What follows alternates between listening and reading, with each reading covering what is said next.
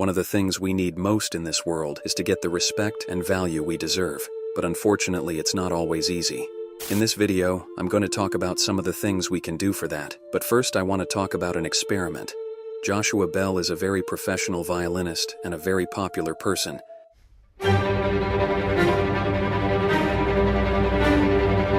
He's such a person that when he gives a concert, the tickets are sold out 2 days in advance.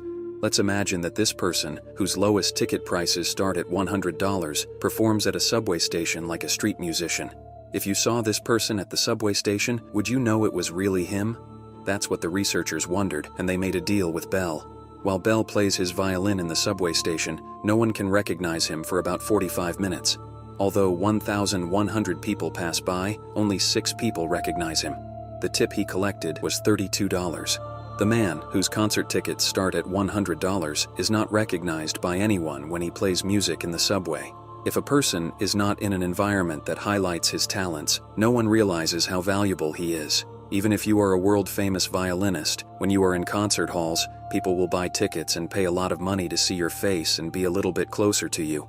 But when you are on the subway, no one will look at your face even though you are playing the same music. This is what we call the context effect. So why does this happen? Actually, the reason is very simple. Our brain works according to the principle of economy. In other words, if we were comparing everything we encountered in our environment, if we were thinking all over again, we probably wouldn't be able to get up from our seats. And if we gave all our physical energy to our brains, the energy we gave would still not be enough. The logic is exactly like this. When you see an expensive item in a supermarket, you are not surprised by the price. In fact, you tend to buy that expensive item without much questioning. But when you see a cheap item, you might think that you shouldn't pay so much for it, and this is where the economic principle of our brain comes into play. And when you meet Joshua Bell on the subway, this is exactly how it works. What's a world-famous violin virtuoso doing in a subway station? I can only see him in a concert hall. That's the thought that goes through your mind. At this point, it is not necessary to blame people, because the human brain is focused on thinking this way. But most of the time when we don't notice, when we are like the violinist in the subway, we get angry with people. You think you are not noticed, you think you are not valued. But could you be standing in the wrong place? Because where we stand affects the way we are noticed and valued by other people. Now take a look at yourself. Are you where you deserve to be? Where you position yourself affects the way people look at you. I have a ring, and when I see it in a jewelry store, I think it is very luxurious and expensive. But when I see it in a junk shop, I think it is a piece of iron. Even who sells an object affects its value. So when you go back to your own life, at what points can you change the context effect? First of all, what kind of work do you do? Sometimes some people get so bogged down in details that people around them celebrate them as a person of small things. Now think about it. Are the things you are dealing with really the things that you should be dealing with? Or are you dealing with much smaller things? If you devote your life to small things, after a while you will think that this is your reality. If you are with people with a narrower vision instead of people at your own level of knowledge and culture, after a while you will start to look and be evaluated like them. You need to pay attention to that too. So who you are with, who you make friends with, is also of great importance. The talents you have are like a precious jewel, and if you present it everywhere, you will see a value that you don't want.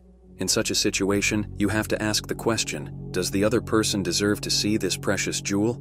I don't show the parts of myself that I think I'm talented in any place, or I don't present them to everyone, because I know very well that if I show the most valuable thing in the world to someone who doesn't understand it, they will tend to underestimate it. I make sure to show it to whoever is aware of my labor, my success, and what I have done.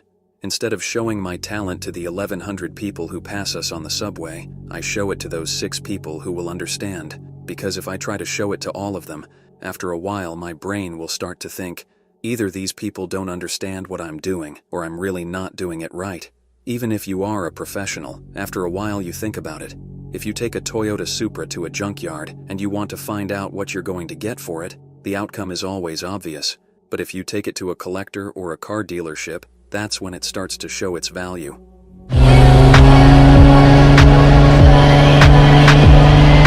I think there are really big lessons that we can learn from this experiment and from this story, and if you don't think you're getting the respect and the value that you deserve, I would advise you to look at where you stand. Thank you for listening to me, my friend. Be very good to yourself until we meet in the next video. Goodbye.